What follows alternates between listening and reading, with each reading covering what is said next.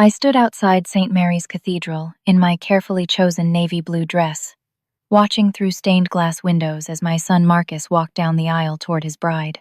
I had driven 400 miles from Phoenix to Denver, believing with my whole heart that I belonged there. When I approached the entrance, Marcus spotted me through the doorway and rushed over, his face flushed crimson with embarrassment. "Mom, I'm sorry, but you weren't invited. Please go away." 200 wedding guests turned to stare. My heart shattered into 1,000 pieces as I realized my own son had chosen his fiancée's demands over our 28-year relationship.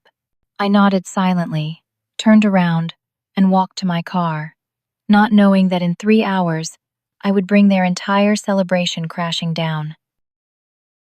3 months earlier, my phone had rung on a Tuesday evening while I was folding laundry in my small Phoenix apartment. Marcus's excited voice filled my kitchen as he announced his engagement to Sophia Richardson, a graduate student he'd been dating for 8 months. My heart swelled with genuine joy for my son, and I immediately offered to help with wedding planning in whatever way I could. Marcus seemed enthusiastic about including me, talking about venue tours and dress shopping with an energy I hadn't heard from him in months. The backstory of our relationship made his excitement even more meaningful to me. I had raised Marcus completely alone after his father died in a construction accident when Marcus was only 12 years old. Those were the hardest years of my life, working double shifts as a registered nurse at Phoenix General Hospital to keep food on our table and pay for his education. I sacrificed vacations, new clothes, and social opportunities so Marcus could have everything he needed. We grew incredibly close during those difficult years, sharing weekly dinners every Sunday, celebrating holidays together, and talking almost daily by phone even after he moved to Denver for law school. Our bond felt unbreakable until Sophia entered our lives 8 months ago. She was pursuing her master's degree in art history and came from what Marcus described as a prominent Denver family. During our first meeting at a restaurant Marcus chose, I found her polite but distant, answering my questions with brief responses while constantly checking her phone. Something about her demeanor made me uncomfortable, but I attributed it to nervousness about meeting her boyfriend's mother. As weeks passed, I began noticing subtle changes in Marcus that concerned me deeply. Our weekly phone calls became shorter and less frequent. He canceled several planned visits to Phoenix, always with reasonable excuses about work or school commitments. His vocabulary started including words and phrases that sounded foreign coming from him, and he began expressing interests in expensive hobbies like wine collecting and sailing that had never appealed to him before.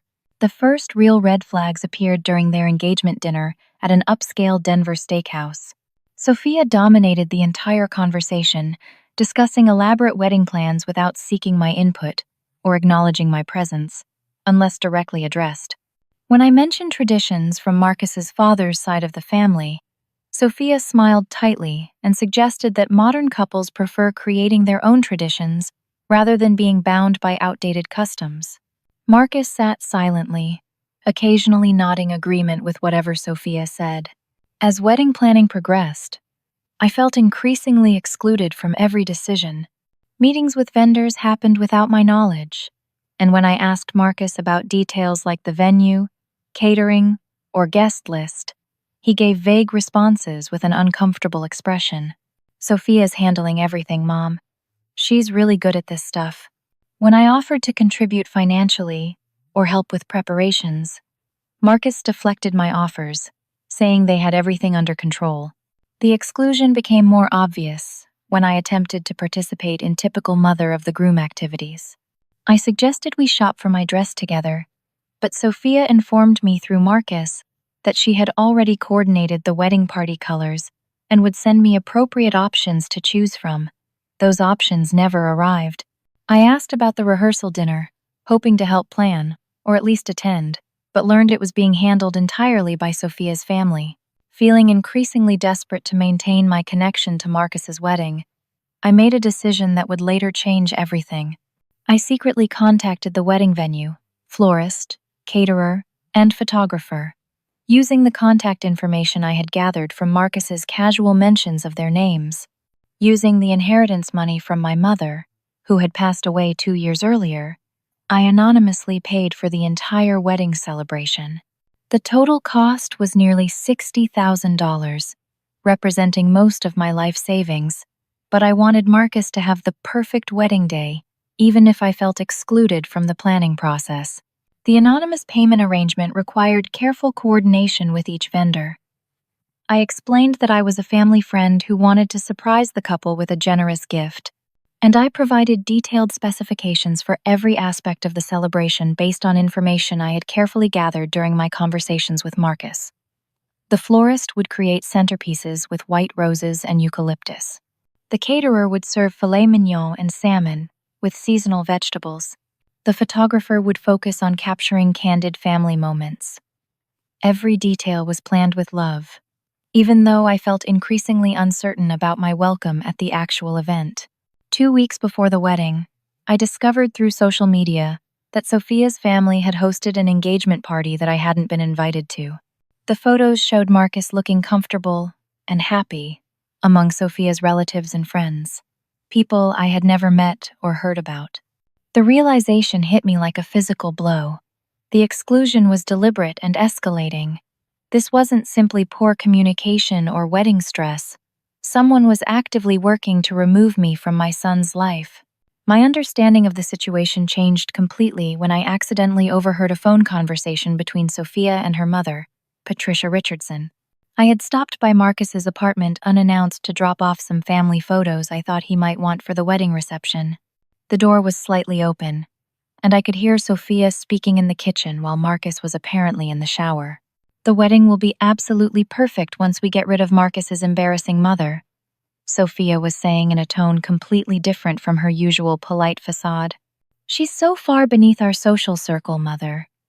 The woman shops at discount stores and drives a car that's older than most of our furniture. Once Marcus sees how much better his life can be without her constant presence, he'll never have to see her again after the wedding." Patricia Richardson's response chilled me to the bone. "Brilliant strategy, darling. We used the same approach with your sister's first husband. His family was equally inappropriate, and now he's completely devoted to us. Marcus will be much more suitable for our family once he's properly separated from his unfortunate background." I stood frozen in the hallway, barely breathing as I listened to them systematically discuss my elimination from Marcus's life. They talked about me like I was an obstacle to be removed, not a person with feelings or a mother who had sacrificed everything for her son. When I heard footsteps approaching the front door, I quietly slipped away, my mind reeling from what I had discovered. That conversation motivated me to start paying attention to details I had previously ignored or dismissed. I began investigating Sophia's influence on Marcus more carefully, and the pattern of manipulation became frighteningly clear. She had been systematically poisoning Marcus against me for months, using subtle suggestions and carefully planted ideas to convince him that his relationship with me was unhealthy and holding him back from success. During my next conversation with Marcus, I gently probed about our relationship, asking why he seemed less interested in our weekly dinners and phone calls. His response contained phrases that I now recognized as Sophia's language, not his own thoughts. "I need space to grow as an individual, Mom. Successful people prioritize their future relationships over past dependencies. You've been wonderful, but I can't remain tied to childhood patterns forever." These weren't Marcus's words or ideas. My son had always valued family connections and spoken about the importance of loyalty and gratitude. Hearing him repeat Sophia's psychological manipulation tactics in his own voice broke my heart in a completely different way than the wedding exclusion had. Further investigation revealed that Sophia had convinced Marcus to ask me for a loan against his inheritance, money that didn't actually exist because I had spent my savings on his education and living expenses throughout college and law school. Sophia wanted him financially dependent on her family, cutting his last ties to economic independence that might allow him to maintain a relationship with me. The most devastating discovery came when I found a wedding invitation in Marcus's apartment trash can during another visit.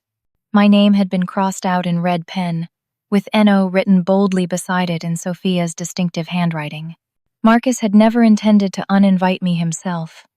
Sophia had done it behind his back and convinced him that I had declined to attend because I disapproved of their relationship. While processing this betrayal, I continued making payments for wedding services, but now my motivation had changed. Instead of simply wanting to give Marcus a beautiful wedding, I was preparing my own strategy for dealing with Sophia's manipulation. I researched her family's background and discovered that they had previously disowned their older daughter's first husband using identical tactics, isolating him from his family and friends, before ultimately discarding him when he no longer served their purposes. My research revealed that the Richardson family had a pattern of targeting vulnerable individuals, particularly those who had lost parents or lacked strong family support systems. Marcus fit their profile perfectly. Successful, ambitious, emotionally vulnerable due to his father's early death, and financially naive due to my protection throughout his childhood.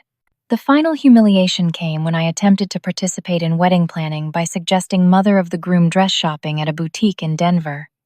Sophia responded with public cruelty that revealed her true character. In front of multiple salespeople and other customers, she loudly declared, "We don't need help from people who shop at discount stores and have no understanding of appropriate fashion for high society events." The boutique fell silent as Sophia continued her verbal assault, criticizing my appearance, my financial situation, and my inappropriate attachment to Marcus. Other customers stared with a mixture of shock and sympathy while I maintained my dignity and quietly left the store. That night, I realized that Sophia wasn't simply excluding me from the wedding. She was systematically destroying my reputation and relationship with my son while taking credit for my financial generosity. Marcus didn't know about any of my financial contributions to his wedding. Sophia had told him that her family was paying for everything, accepting praise and gratitude that belonged to me while simultaneously convincing him that I was selfish and unsupportive. She had managed to steal both my money and my son's appreciation, leaving me isolated and villainized in the relationship I had spent 28 years building with love and sacrifice.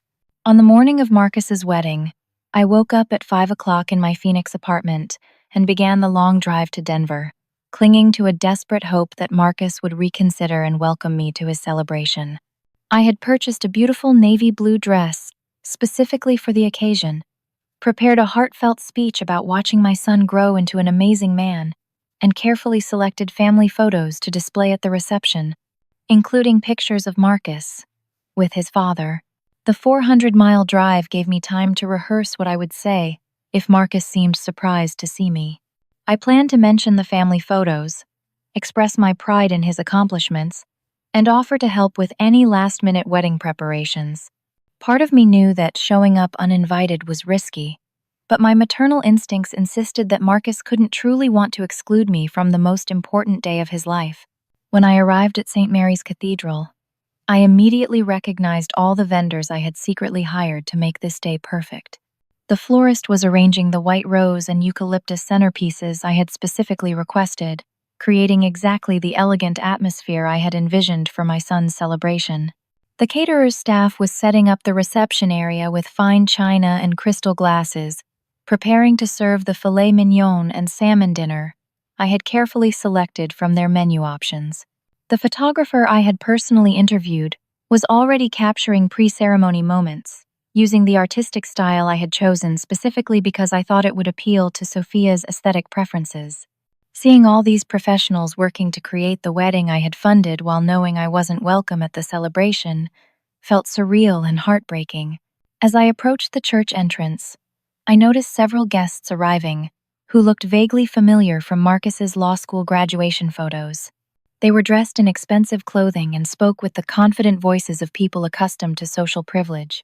I felt suddenly self-conscious about my discount store dress and older model sedan, understanding more clearly why Sophia viewed me as an embarrassment to her social circle. My first confrontation came before I even entered the church building.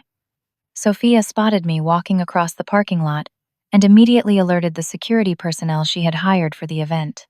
A uniformed guard approached me politely but firmly, explaining that the bride has indicated that certain individuals are not authorized to attend this private ceremony.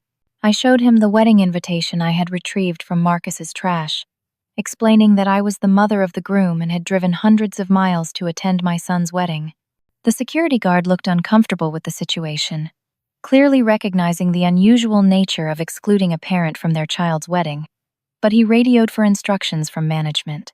When Marcus saw me through the church doorway, his reaction confirmed my worst fears about Sophia's successful manipulation. Instead of surprise, joy, or even confusion, his face showed embarrassment and anger.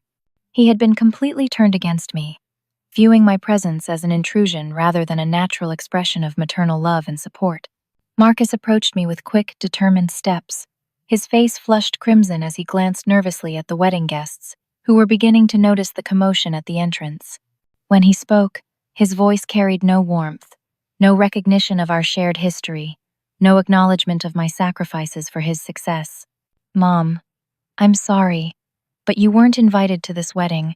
Please go away before you cause any more disruption." He didn't offer a hug, didn't ask how I was feeling, didn't suggest we talk privately about the situation. Sophia had succeeded in transforming my loving son into someone who could dismiss me like an unwanted stranger. The 200 wedding guests who could see the entrance began staring and whispering among themselves. Some of them recognized me from Marcus's childhood, having attended his high school graduation or college celebrations where I had been prominently featured as the proud single mother who had made his success possible. Their confused expressions revealed that they couldn't understand why I was being excluded from such an important family event. Sophia's family members watched the scene with barely concealed satisfaction, smirking as they observed my public humiliation. Patricia Richardson stood near the church steps, wearing an expensive designer suit and jewelry that cost more than my annual salary, nodding approvingly as her daughter's plan reached its culmination. I maintained my dignity throughout the encounter, refusing to cry or argue or create the kind of scene that would have validated Sophia's characterization of me as inappropriate and unstable. I simply nodded silently, turned around, and walked back to my car with my head held high, even though my heart was breaking into smaller pieces with each step. Sitting in my car in the church parking lot, I watched through the windows as the ceremony continued without me. I could see Marcus standing at the altar, looking handsome in his black tuxedo, promising to love and honor a woman who had systematically destroyed his relationship with the person who had loved him longest and most unconditionally. I changed from my wedding dress into regular clothes, carefully folded the family photos I had brought for the reception, and sat in the driver's seat processing 28 years of motherhood, sacrifice, and unconditional love being dismissed as worthless. I remembered Marcus's first steps, his graduation from high school, his acceptance to law school, and every proud moment that had been tainted by this ultimate betrayal. As I contemplated driving back to Phoenix, I pulled out my phone and looked at the contact list for all the wedding vendors I had hired. For the first time since this nightmare began, I held real power to respond to the cruelty I had endured. I had the legal right to revoke every payment and destroy this celebration. But I hesitated because despite everything, I still loved Marcus and didn't want to hurt him. That hesitation ended when I overheard Sophia talking to the wedding planner near the reception entrance. Thank God we managed to get rid of his pathetic mother. Now Marcus will never have to see her again after today, and he can focus on becoming the kind of man my family deserves. I drove to a small diner 6 blocks away from the church, needing time and space to process my emotions before making any irreversible decisions. Sitting in a corner booth with a cup of coffee I couldn't drink, I spread out the folder containing all my wedding payment receipts and vendor contracts on the worn formica table. Each contract contained language I had carefully reviewed with an attorney friend before making the payments. The terms were clear. Payment authorization could be revoked by the account holder within 24 hours of service delivery, with full refund guaranteed if services had not been substantially completed. Since the reception hadn't started yet, I had the legal right to cancel everything and receive my $60,000 back. The internal conflict was agonizing. Canceling the wedding payments would destroy Marcus's celebration and humiliate him in front of 200 guests. But it might be the only way to make him understand what he had lost, by allowing Sophia to manipulate him into betraying our relationship. I thought about all the sacrifices I had made, All the love I had given, all the financial support I had provided, only to be treated like garbage and discarded. I also considered the broader implications of my decision. If I allowed Sophia's manipulation to succeed without consequences, Marcus would learn that he could abuse people who loved him without facing any negative results. Sophia would continue controlling him through psychological manipulation, potentially destroying other relationships in his life. Sometimes the most loving thing a parent can do is allow their child to experience the natural consequences of their choices. After an hour of internal debate, I began making phone calls. The first was to the caterer, a professional woman named Jennifer, who had been enthusiastic about creating a memorable dining experience for Marcus's celebration. When I identified myself as the anonymous sponsor who had paid for the wedding catering, Jennifer's tone became concerned. "I need to revoke my authorization for payment," I said calmly. "Please cease service immediately and remove all food and equipment from the reception venue. I'll need a full refund as specified in our contract." Jennifer was clearly shocked, asking if there had been some kind of emergency or mistake. I explained that I was the mother of the groom, that I had been excluded from the wedding despite paying for it, and that I was exercising my legal right to withdraw financial support. After a moment of stunned silence, Jennifer said she would comply with my request immediately. The second call was to the florist, a small business owner named David, who had been excited about creating the elegant arrangements I had envisioned for Marcus's reception. When I explained the situation, David expressed genuine sympathy for my circumstances, while confirming that he would remove all flowers and decorations from the venue. My third call was to the photographer, a young woman named Amanda, who had impressed me with her artistic vision and professional approach.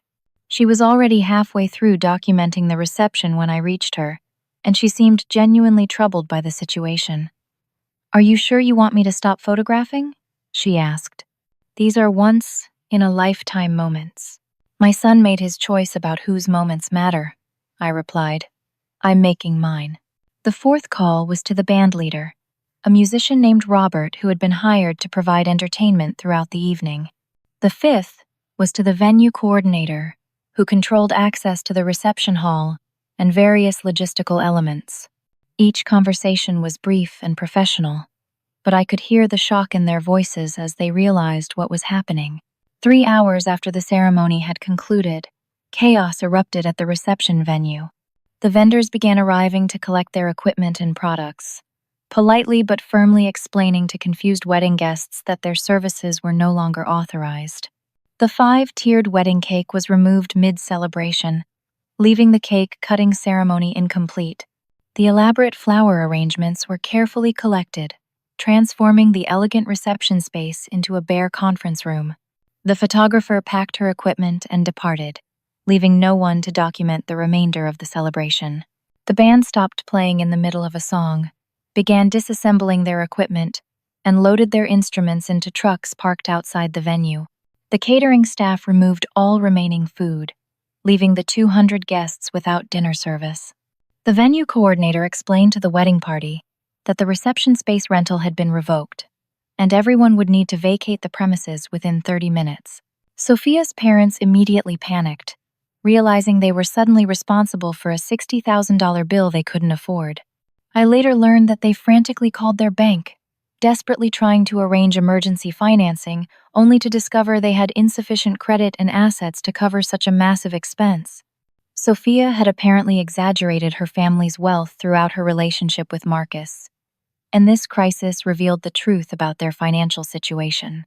During the vendor exodus, my phone began ringing continuously. Marcus's name appeared on the screen again and again, but I let each call go to voicemail, watching his increasingly desperate attempts to reach me. Finally, after the 15th call, I answered with a calm, steady voice. "Is there something you need, Marcus?" The desperation in his voice was immediate and complete. "Mom, what's happening? Everything is falling apart. The vendors are all leaving, and they're saying someone canceled the payments. Sophia's parents are freaking out about money, and nobody understands what's going on."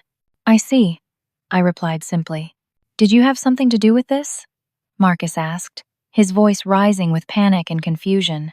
The mother you threw away like garbage today paid for the wedding you're celebrating without her, I said quietly. I was the anonymous sponsor who funded your entire celebration, Marcus. Every flower, every meal, every photograph, every song was my gift to you, even after you made it clear that my presence wasn't welcome. The silence on the other end of the line lasted for nearly 30 seconds. When Marcus finally spoke, his voice was barely a whisper. You paid for our wedding? I used my inheritance from your grandmother, the money I had been saving for my retirement, because I wanted you to have a perfect day even though you had excluded me from sharing it with you. But I've decided that I won't finance my own humiliation any longer. Marcus arrived at my Phoenix apartment at 2 o'clock in the morning, still wearing his black wedding tuxedo, with tears streaming down his face and his hands shaking as he knocked on my door. When I opened it, he immediately collapsed into sobs, begging for my forgiveness and trying to explain what had happened to our relationship. Mom, I don't know how I got so confused, he cried, standing in my living room looking lost and broken. I thought you disapproved of Sophia, and I thought you didn't want to be involved in our wedding planning. Sophia told me you had said terrible things about her family, and that you were trying to sabotage our relationship because you were jealous of our happiness. I led him to my kitchen table, made coffee, and listened as Marcus tried to piece together months of manipulation and lies. The full scope of Sophia's psychological campaign became clear as he described conversations and incidents that I now recognized as calculated attempts to isolate him from me. To help Marcus understand what had really happened, I showed him the evidence I had collected of Sophia's systematic manipulation. I played the recorded phone conversation between Sophia and her mother, where they discussed eliminating me from his life and compared their strategy to previous family destructions they had orchestrated. Marcus listened with growing horror as he heard Sophia's true voice describing me as embarrassing and beneath their social circle. When the recording reached the part where they celebrated their success in turning him against me, Marcus buried his face in his hands and sobbed. She never loved me, he whispered. She was just using me. I also showed Marcus the wedding invitation I had found in his trash, with my name crossed out in red pen and NO written beside it in Sophia's handwriting. This visual evidence proved that he had never actually uninvited me himself. Sophia had done it behind his back, and then convinced him that I had declined to attend.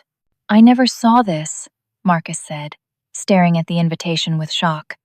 Sophia told me you had called and said you couldn't support our marriage, so you wouldn't be coming to the wedding. I was hurt, but I thought it was your choice. The documentation I presented painted a clear picture of months of calculated psychological manipulation. Sophia had gradually isolated Marcus from me, using classic abuser tactics, creating conflict where none existed, reinterpreting innocent actions as malicious, encouraging him to doubt his own memories and perceptions, and gradually replacing his support system with her own family's influence. As we talked through the night, Marcus began recognizing how dramatically his personality and values had changed during his relationship with Sophia. He realized he had started using phrases and expressing opinions that weren't authentically his own, adopting interests and priorities that served Sophia's agenda rather than reflecting his genuine preferences. I stopped calling you because Sophia said it proved I was emotionally immature and unable to prioritize my future, Marcus explained. Every time I wanted to visit you or include you in our plans, she had an explanation for why it was unhealthy or inappropriate. She made me feel guilty for loving you. The financial manipulation was equally disturbing. Marcus had no idea that I had been the anonymous wedding sponsor, and he was shocked to learn that Sophia had been taking credit for my generosity, while simultaneously convincing him that I was unsupportive and selfish. Sophia's family isn't wealthy, Marcus realized aloud. They've been pretending to have money they don't have, and they were counting on my family inheritance to support their lifestyle. When they find out I don't actually have any money, they'll probably abandon me completely. As if summoned by his words, Sophia arrived at my apartment with her parents at 3 o'clock in the morning, demanding that I restore the wedding payments and threatening legal action if I didn't comply. When I answered the door, Sophia pushed past me into my living room, her elegant wedding dress wrinkled, and her perfect makeup ruined by tears of rage. "You selfish, vindictive woman!" Sophia screamed, her carefully maintained facade completely dissolved. "How dare you destroy our wedding out of petty jealousy? You're pathetic and desperate, and you can't stand the fact that Marcus has outgrown you." Marcus watched in stunned silence as Sophia revealed her true personality, screaming obscenities, throwing my family photographs across the room, and calling me names that I won't repeat. This was the real Sophia Richardson, the person she had been hiding behind months of polite manipulation. Patricia Richardson stood behind her daughter, equally furious but more controlled in her anger. "You'll be hearing from our attorneys," she threatened. "This kind of financial sabotage is probably illegal, and we'll make sure you pay for every dollar of damage you've caused." I remained calm throughout their verbal assault, knowing that I had acted within my legal rights and that their threats were empty. When they finally ran out of cruel things to say, I simply asked them to leave my home. The next morning, Marcus called Sophia's family's attorney, who confirmed what I already knew. I had acted completely within my legal rights in revoking payment authorization, and they had no grounds for legal action against me. The attorney also explained that they were now responsible for all vendor payments, and their failure to pay would result in collection actions and damaged credit ratings. Marcus began annulment proceedings that same week, citing fraud and misrepresentation as grounds for dissolving the marriage. The investigation revealed that Sophia had lied about numerous aspects of her background, including her family's financial status, her academic achievements, and her previous relationships. She had married Marcus believing he had access to family wealth that didn't exist, and without that financial incentive, she immediately lost interest in maintaining the relationship. The community response to our situation was overwhelmingly supportive. Word spread quickly through Marcus's law firm and social circles about what had happened, and colleagues who had attended the wedding expressed their shock at witnessing my humiliation and their admiration for my dignified response. Several people mentioned that they had felt uncomfortable watching a mother be excluded from her son's wedding but hadn't known how to intervene. Marcus began the difficult process of rebuilding trust with me, understanding that forgiveness would come gradually through consistent actions rather than words. He enrolled in therapy to understand how he had become vulnerable to manipulation, recognizing patterns in his personality that stemmed from losing his father at such a young age. The healing process required establishing new boundaries and expectations for our relationship. I explained to Marcus that love requires mutual respect, and that he had failed to respect our relationship by allowing Sophia to destroy it without question or investigation. While forgiveness was possible, rebuilding trust would require time, effort, and proof of his commitment to change. 6 months after the wedding disaster, Marcus had made significant progress in therapy, working to understand how his father's early death had created psychological vulnerabilities that made him susceptible to manipulation. His therapist helped him recognize his pattern of seeking approval from authority figures and his tendency to doubt his own perceptions when challenged by someone he viewed as sophisticated or superior. The therapy sessions that included me were initially awkward but eventually became productive as we learned to communicate more honestly about our relationship dynamics. Marcus acknowledged that he had sometimes taken my unconditional love for granted, assuming I would always be available, regardless of how he treated me. I learned to express my needs more directly, instead of hoping he would intuitively understand my feelings. Marcus proposed using his law practice profits to establish a family foundation that would ensure my financial security and honor my lifetime of sacrifice. This wasn't simply an apology. It was concrete action that demonstrated his commitment to rebuilding our relationship on a foundation of mutual respect and appreciation. I received full refunds for all wedding payments, totaling nearly $60,000. Instead of keeping the money for my retirement, I decided to create something positive from this painful experience. I established a college scholarship fund in Marcus's father's name, providing educational opportunities for students from single-parent families who faced financial barriers to higher education. The scholarship fund helped 12 students during its first year of operation, and reading their application essays about overcoming adversity reminded me why education and family support matter so much. These young people faced challenges similar to what Marcus and I had experienced after his father's death, and helping them succeed gave me a sense of purpose that transformed my pain into something meaningful. Meanwhile, Sophia's life fell apart completely as the consequences of her manipulative behavior caught up with her. The investigation into the fraudulent wedding payments revealed that she had been using false financial information to obtain student loans, claiming her family had assets and income that didn't exist. Federal authorities charged her with educational fraud, and she faced potential prison time as well as massive financial penalties.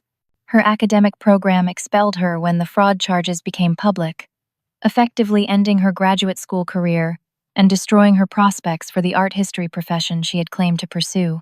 The university also demanded immediate repayment of all financial aid she had received under false pretenses, adding to her mounting legal and financial problems. Community reaction to Sophia's downfall was swift and decisive. The Denver social circles she had been so eager to join quickly distanced themselves from her family when the truth about their financial situation and manipulative behavior became known. Several other families came forward with similar stories of the Richardsons targeting and exploiting vulnerable individuals, revealing a pattern of predatory behavior spanning years. Local media coverage of the story framed it as a cautionary tale about elder abuse and family manipulation, generating overwhelming community support for my actions. Readers and viewers recognized the courage it had taken to stand up for myself, and the important message about not enabling abusive behavior, even from family members. Marcus became passionate about using his legal skills to help other families facing similar manipulation and financial abuse. He began specializing in elder rights cases at his law firm, drawing on his personal experience to serve clients who had been isolated from their families or financially exploited by manipulative relatives or partners. His work in this area brought him recognition as an advocate for vulnerable populations, and he frequently spoke at community events about recognizing and preventing family manipulation. Marcus found purpose in helping other people avoid the mistakes he had made, and his personal story gave him credibility with clients who had experienced similar betrayals. Our mother-son relationship grew stronger than it had ever been, built on honest communication and mutual respect, rather than the assumption of unconditional forgiveness. Marcus earned back my trust through consistent actions over time, proving that he had learned from his mistakes and would never again allow anyone to manipulate him into betraying people he loved. The support group I joined for parents of alienated children provided me with valuable perspective on my experience and helped me understand that family manipulation is unfortunately common. My story inspired other parents to recognize warning signs in their own situations and take action to protect themselves and their children from psychological abuse. Marcus began dating Sarah Mitchell, a social worker who specialized in family counseling and trauma recovery. Sarah admired the close relationship Marcus was rebuilding with me and shared similar values about family loyalty, integrity, and treating people with respect, regardless of their social or economic status.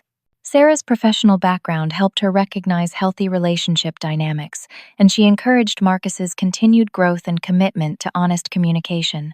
Unlike Sophia, Sarah valued family connections and understood that a man's relationship with his mother often reflects his capacity for loyalty and emotional intimacy. The legal resolution of Sophia's fraud case brought closure to many of her victims. She received a 2-year prison sentence and was ordered to pay restitution to everyone she had financially harmed, including the wedding vendors who had provided services based on her false representations. The court proceedings revealed that Sophia had targeted multiple vulnerable individuals over the years, using similar manipulation tactics to exploit their emotional needs and financial resources. Marcus realized how fortunate he was to have escaped before suffering even greater damage to his finances, career, and family relationships. Marcus's transformation was evident in every aspect of his behavior. He resumed our weekly Sunday dinners, called me regularly to share details about his work and personal life, and included me naturally in his social activities and future planning. Most importantly, he developed the ability to recognize and resist manipulation attempts from others. The experience taught both of us valuable lessons about setting boundaries, demanding respect, and refusing to enable destructive behavior. We learned that real love sometimes requires tough consequences, and that protecting someone from the natural results of their choices often prevents them from learning and growing. 2 years after that devastating wedding day, Marcus married Sarah in a small, intimate ceremony at the same Phoenix church where his father's memorial service had been held.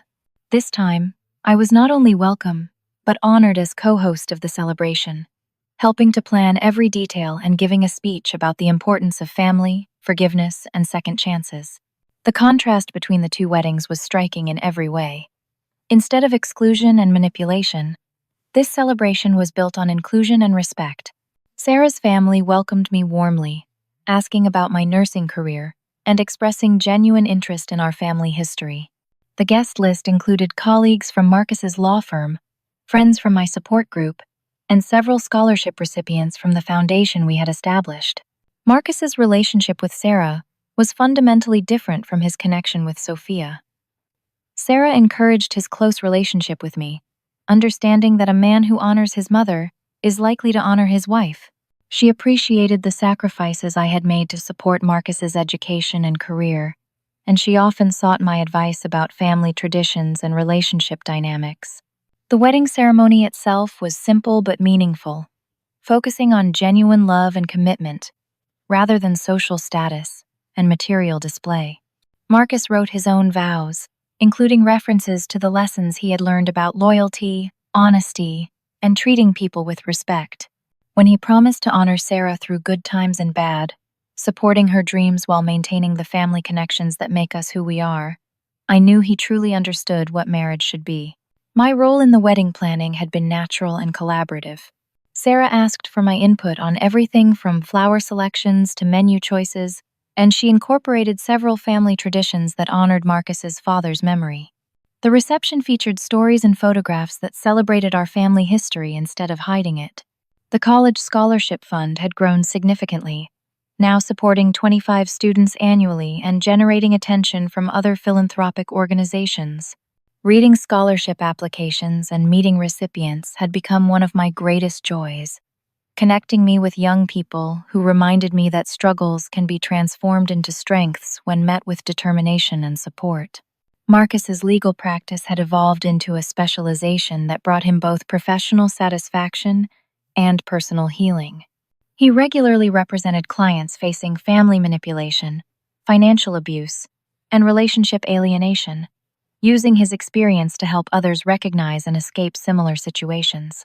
His work had gained recognition from legal organizations and advocacy groups focused on protecting vulnerable populations. The community impact of our story continued to resonate years later. The local support group for manipulated family members had grown from 6 participants to more than 30, with many people citing my example as inspiration for setting boundaries and demanding respect in their own relationships. Sophia served her full prison sentence and was required to pay substantial restitution to her multiple victims. Upon her release, she moved to another state and apparently abandoned her pattern of targeting wealthy men, possibly because her criminal record made it difficult to maintain false identities and representations. The Richardson family faced social ostracism in Denver and eventually relocated to avoid the consequences of their reputation for manipulation and financial deception. Several civil lawsuits from their other victims resulted in additional financial penalties that effectively ended their ability to maintain their pretense of wealth and sophistication.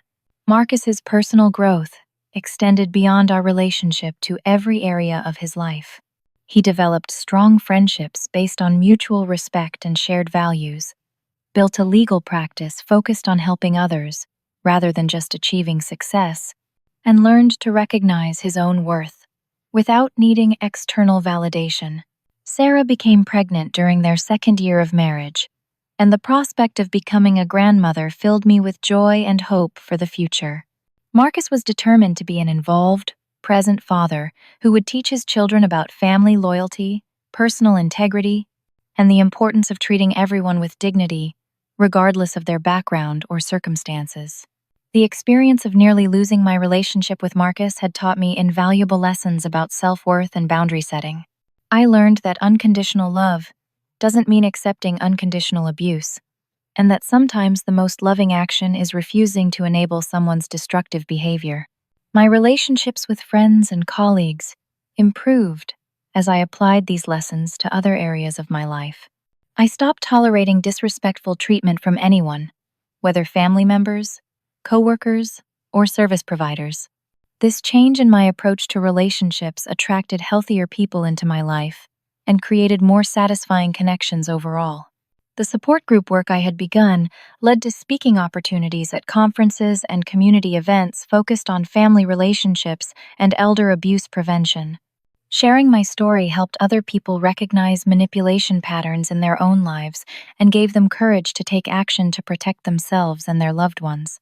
Looking back on that terrible wedding day, I realized that Sophia's cruelty had actually been a gift that forced Marcus and me to confront problems in our relationship that might have continued festering for years. The crisis created an opportunity for genuine growth and change that strengthened our bond beyond what it had been before. The financial cost of standing up for myself had been significant, but the emotional and psychological benefits far outweighed the monetary expense. Learning to value myself enough to demand respect changed every aspect of my life for the better, and watching Marcus learn the same lesson was worth every dollar I had spent.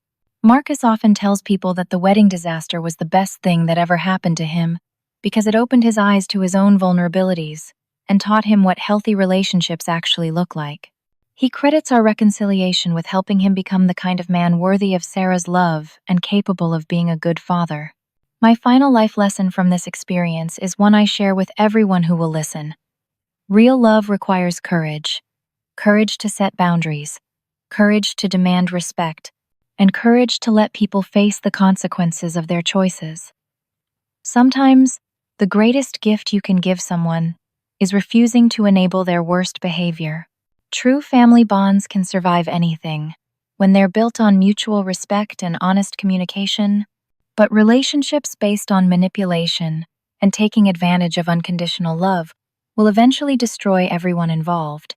Never let anyone convince you that your love is worthless, because the right people will treasure it properly and treat it with the respect it deserves. The scholarship recipients who visit me each year remind me that difficult experiences can create opportunities to help others facing similar challenges. Their success stories prove that supporting education and providing second chances can transform not just individual lives but entire communities. Marcus and Sarah's marriage continues to thrive because it's based on authentic love, shared values, and mutual respect for each other's families and backgrounds. Watching them build a life together gives me confidence that the lessons we learned from our painful experience will benefit future generations of our family. As I prepare to become a grandmother, I'm filled with gratitude for the journey that brought us to this point. The wedding day that seemed like the end of everything was actually the beginning of something much better. Stronger relationships built on honesty, respect, and genuine appreciation for the people who love us most. Have you ever had to make a difficult decision to stand up for yourself in a relationship, even when it meant potentially losing someone you loved? I'd love to hear about your experiences with setting boundaries and demanding respect in family relationships. Please share your thoughts in the comments below. And if this story resonated with you, please give it a like to help others find it.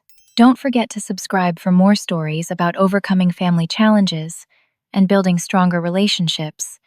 And please share this video with anyone who might benefit from hearing about the importance of self-respect and healthy boundaries. Thank you for listening to my story, and I hope it inspires you to value yourself enough to demand the respect you deserve from everyone in your life.